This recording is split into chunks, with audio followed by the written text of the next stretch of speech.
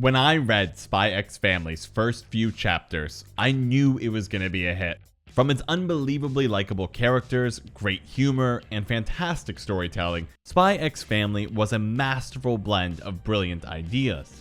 Kindergarten Wars gives me the exact same vibes. Kindergarten Wars is the story about the world's safest kindergarten. Former criminals must risk their lives to protect the children of the world's most powerful people from a non-stop stream of deadly assassins. And yes, you heard that right. Criminals are protecting the children. If a captured criminal is willing to help protect the children for just 1 year, they are given a pardon and get a second chance at life. Now that's assuming they can survive the entire year, which most don't. Our heroine is one of these criminals. Rita doesn't look like much at first. Charismatic and cheerful, she initially appears to be a regular teacher. Then she saves a kid by blocking a sniper's shot using a garden shovel. The sniper finds himself cornered almost immediately by Rita, who moves with an unnatural speed. The assassin tries to flee, but not even tear gas can slow her down. A single kick from Rita cripples him. Gun drawn and ready to kill, Rita asks who sent the assassin. Then the tone of the scene abruptly changes as the assassin is revealed to be a hot guy. Rita's horoscope told her that today there would be a fated encounter. So, maybe, just maybe, this is her future boyfriend. The assassin is a handsome, dark-haired man who has serious, I can be fixed vibes coming from that scar on his face. Even though he just tried to kill a kid, Rita can't resist asking if he has a girlfriend. The assassin and Rita start having a conversation. The assassin is trying to seduce Rita so that he can kill her. Rita is quizzing the assassin to make sure they like the same stuff, which is going to be very important if they start dating. The quizzing is going well for Rita. The assassin likes his rolled omelet savory, his stew on rice, karage with no lemon. It's smooth sailing until Rita asks what he does when the movie credits start rolling. This moment is the first time I got the Spy X Family vibes. Kindergarten Wars is already flexing its storytelling muscles, carefully balancing action, romance, and comedy. This whole sequence is just so masterful. The individual moments themselves are also great. Rita's willingness to overlook an attempt to kill a child, but be unforgiving over leaving during the movie credits is just so funny. What's even funnier is that Rita didn't plan to kill the assassin at that moment. The execution was a knee-jerk reaction. This moment helps us understand who Rita is. As a killer, she's dangerous. As a girl looking for a boyfriend, she's clueless. When you combine the two, she is a great main character. Kindergarten War also shows that it's able to build up and kill characters with ease. The assassin had great character development. We know his codename is Spade. He's very loyal to his employer and never fails a mission. He's sexy with slightly unruly hair, has an attractive voice, and his scar hints at a dark past. He has main character qualities, and yet Kindergarten Wars is comfortable killing him for a laugh. This is all in chapter 1, and the chapter isn't even done yet. The tone shifts again as Rita returns to the kindergarten and is given a flower from the kid she saved. She reflects on how she used to be a killing machine, how she was told that she would never have a life outside of killing, but now she is able to protect kids. This final note is both sad and heartwarming. You see how horrible Rita's past is and how far she has come, how she found a path where she could be more than just a killer. And all of this is in one freaking chapter. Think of how many interesting ideas and tone shifts occurred. Kindergarten Wars is going to try balancing comedy, action, tragedy, and romance at the same time. And what's even crazier is Kindergarten Wars pulls it off. Let's start with the comedy. Rita can't stop herself from pursuing attractive men, even if those men are trying to assassinate children. The series constantly finds creative twists on that premise to generate a laugh. What happens if the assassin isn't hot? What happens when a random hot person who isn't an assassin answers one of Rita's questions wrong? What happens if there are multiple hot assassins? Each twist on the gag feels fresh and always gets me laughing. Rita is also not the only ridiculous character. The entire cast of characters are zany and eccentric. Most are former criminals, but some are ex-military who act as supervisors. So how do you explain everybody being so unordinary? Everyone has a twisted dark past that has ruined their sense of normality. For example, Rita was already killing people as a young child. From birth, she was raised to be that perfect killing machine. She was so successful that she earned the nickname The Witch, a name that still drives fear into the heart of the underworld. While Chapter 1 gives you a taste of the horrific backgrounds, it's Hannah's introduction that really drives that point home. Hannah is a new recruit at the kindergarten, but she has some baggage that she needs to resolve. Hannah comes from a family of assassins where failure is unacceptable. After her brother and her fail a mission, their father has been trying to kill them. This arc involves Rita, Doug the former swindler, and Hannah all working together to rescue Hannah's brother, who is being used as bait to lure Hannah in. It doesn't get much darker than a father actively trying to kill his children. Hannah's story drives home how twisted everyone's past is. It's not surprising that Hannah solves so many of her problems by using a baseball bat to launch grenades. And yes, that's how Hannah fights. She pulls the pins out of grenades and then grand slams them at people. But now you know why she's a little crazy, so you can sympathize with her lack of common sense.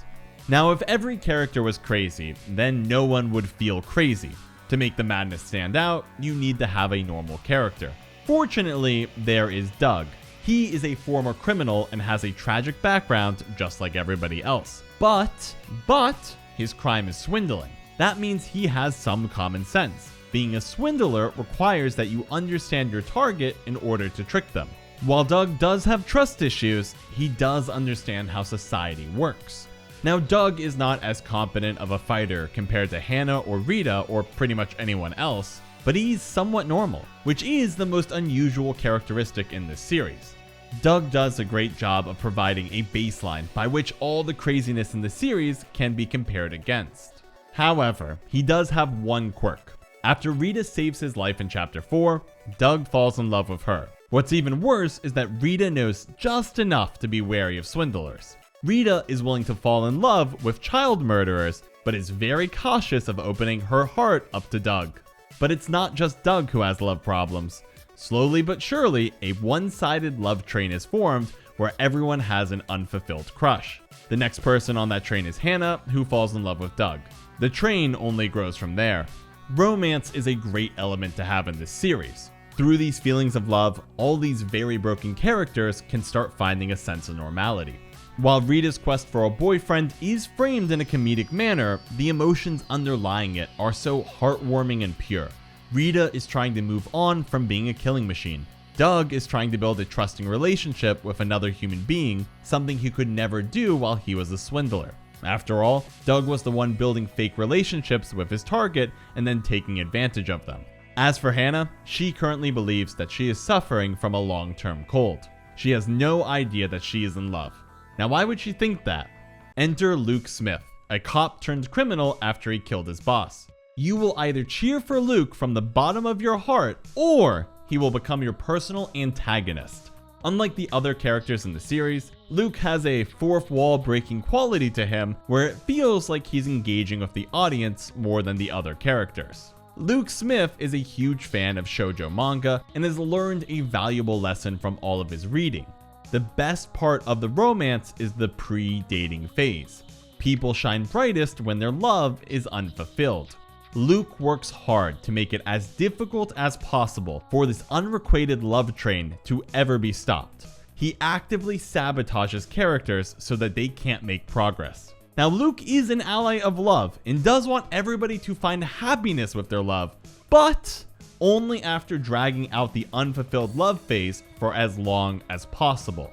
I appreciate Luke's existence because it's a far better reason for people to not start dating than what most manga come up with. Usually, the strategy is for the character's general cluelessness and shyness to drag out the unfulfilled romance for hundreds of chapters. However, if a major conflict can be resolved with a 5-minute conversation, that's just extremely frustrating. But Luke is a great reason to drag out the unfulfilled romance.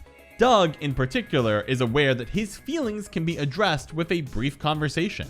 He's a socially competent man. He knows what he's doing. But Luke also knows this and works so unbelievably hard to never give Doug the opportunity to have that conversation with Rita.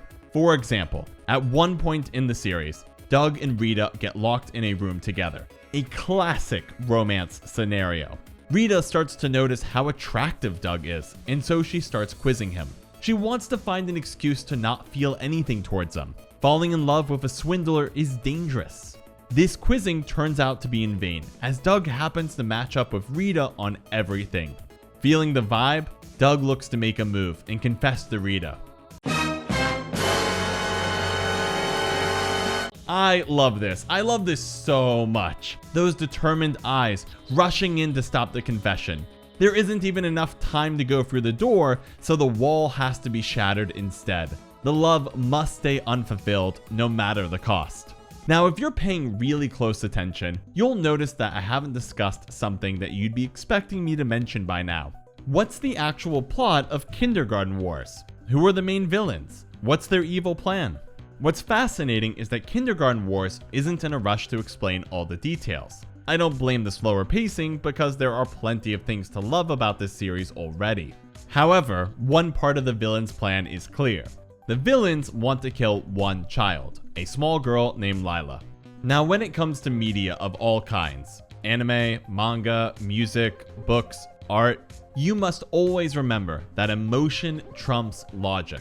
At the end of the day, it's about what you feel, not what you can rationalize. I can't logically explain this next part, but I can't deny the feelings I have. Lila triggers my paternal instinct in a way I've never felt before. I need to protect this child. But logically, there's no reason to explain this feeling. Lila's character design is great. From her cute hat to expressive eyes, she is adorable. She never talks, instead choosing to communicate by blowing into a whistle. But even without words, you know she's an adventurous kid as she constantly sneaks away from her caretaker. But this doesn't explain why my paternal instinct is going wild. Why I feel that Lila must be protected no matter the cost. She must survive and the villains must be defeated. I do not care if every other character dies protecting Lila. She must survive. If you've read this series, please leave a comment letting me know if this is just a me thing or if you too have this undeniable need to protect Lila. Now, as for the villains themselves, they aren't overly developed yet, but one part that is clear about the villains is that they pack a punch. Early in the series, the action is used to establish just how powerful Rita really is. Rita will block an assassin's sword with a pair of scissors. She kills off a group of ninja assassins while quizzing them to see if they're boyfriend material. But the villains start to get more powerful with the introduction of Natasha. She has roughly the same background as Rita. Natasha was trained as an assassin from a young age and was far more powerful than anyone she encountered. Each person she went after was killed with ease. It didn't matter if it was a member of the Mafia, Triad, Yakuza, a cartel member, boxing champion, whoever. Everyone ended up beheaded all the same. Natasha is tasked with assassinating a child, but her real interest is fighting Rita, the infamous witch. This particular panel really drives home how dangerous Natasha ends up being. The entire playground is split with a single sword swipe as Rita, Doug, and Hannah try desperately to protect 3 children. From this point onward, Rita encounters foes that match or exceed her strength. The fights can still be comedic in nature, but they come with a higher degree of tension. For example, Rita clashes with an assassin named Natsuki, who uses goldfish scoopers to fight. It's ridiculous, but it's also very similar to how Rita will fight using random objects, like a garden shovel or a pair of scissors. The weapons help the series keep its comedic feel, but the stakes are much higher. As for the outcomes of these battles, they are either very heartwarming or tragic. You never know which it's gonna be. The author has no trouble creating interesting characters that you get invested in. That's an element that most series that focus on action can't deliver on. Authors are always afraid to kill off their characters because building them up is difficult. But the author of Kindergarten Wars, Yu Chiba, has no issue writing great characters.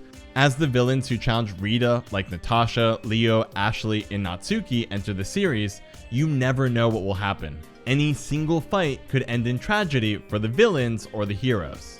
Kindergarten Wars ends up being this incredible series that manages to intertwine hilarious comedy with intense action, with heartwarming moments, with romance, with great characters, with tragedy, and so much more. It's a mind-blowing feat of brilliance and is worth your time. Now, I do need to confess something. Kindergarten Wars is the next Spy X Family in terms of style. Both series are incredible blends of many genres and ideas taken to their highest level. However, Kindergarten Wars will never be as popular as Spy X Family. Spy X Family is focused on family, meaning it will reach a far wider audience than a series focused on criminals seeking normality. I do believe that Kindergarten Wars will become a classic for the most hardcore manga readers. Hopefully someday Kindergarten Wars will get the anime it deserves, but even if it does, success will still elude this story. Give this series a try and see for yourself just how amazing Kindergarten Wars truly is.